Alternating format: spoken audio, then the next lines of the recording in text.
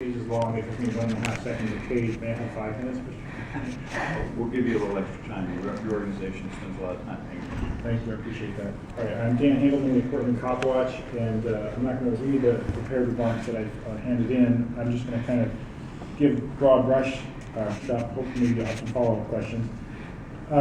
Our two major concerns about this report, as much as we support the recommendations and the work that the OIR has done and the transparency this provides, our two major concerns are, number one, that their solution to the problem of poor investigations that aren't as complete as the chief claims they are, or when they're working with the East County Crimes Team, is not to ask for more civilian investigations. We have an independent police review division. They have just gained a slightly more power to supposedly do independent investigations, so they still have to go through the Bureau to do it.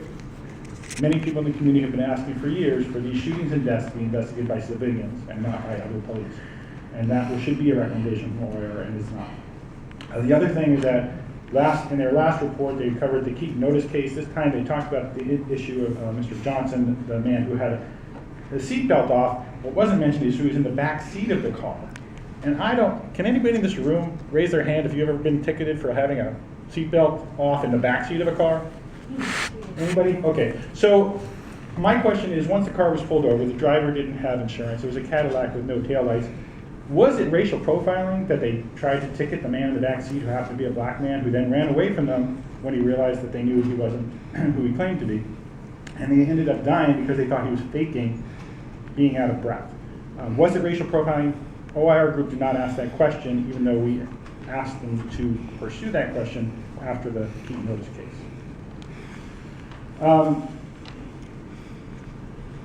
Another issue that they raised, but they didn't really talk about a way to fix it, is the lack of follow-through afterwards, the lack of discipline, the lack of remedial action, they called it, for anything, redoing training, redoing policy stuff. That can be solved by the person who's been injured or their survivors having the ability to file an appeal with the Citizen Review Committee to the findings of the Police Review Board and the chief, which they can do in every other kind of police misconduct case except for shootings, which makes no sense at all. Because in that way, the CRC can help identify those issues and the Bureau can deal with them. And I do want to point out that in one of the disagreements, in one of the places where the Bureau said they agreed, actually, was that after the Police Review Board, what the OIR group said is that the Professional Standards Division should go to the officer and say, you were found in policy or you were found out of policy, and then explain all the things that the board talked about, the training, the tactical decisions that were made that were good or bad. So there's a debriefing about the shooting. And the Bureau's response was, we already give them the finding the day of the hearing. But they didn't say anything about the debriefing. So they didn't answer the question. And there's quite a number of examples of that, where the Bureau doesn't seem to have understood the recommendations, and I'm going to enumerate them in a longer analysis later.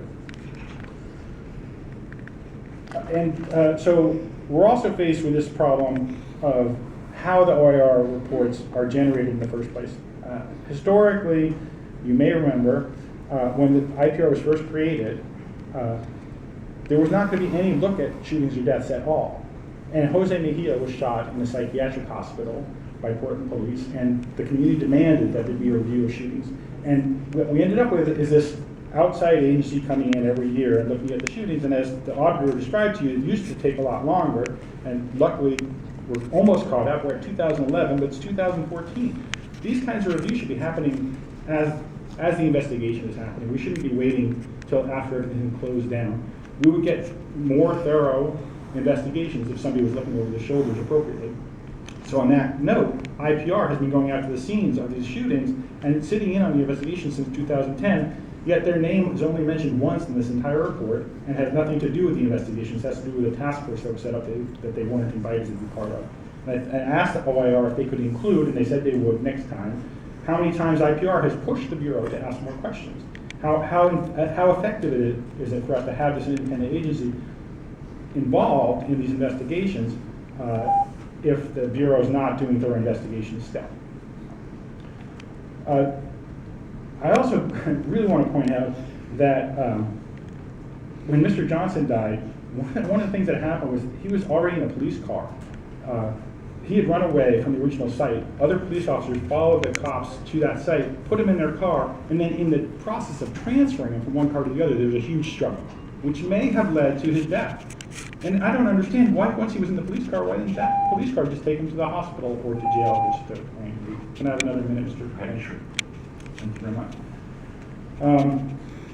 And one of the other issues that you've talked about here today was the commander's memo.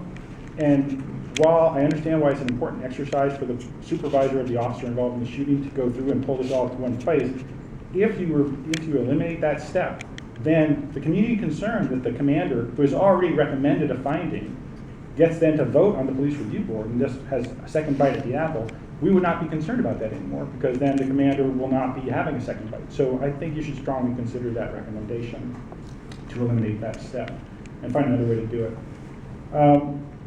And the very long, protracted discussion you had about the 48-hour rule, we really want to see this go away. You know, the community's been talking about this for many years, and we have discussed before, Commissioner Fritz, the issue about garrity and transactional immunity.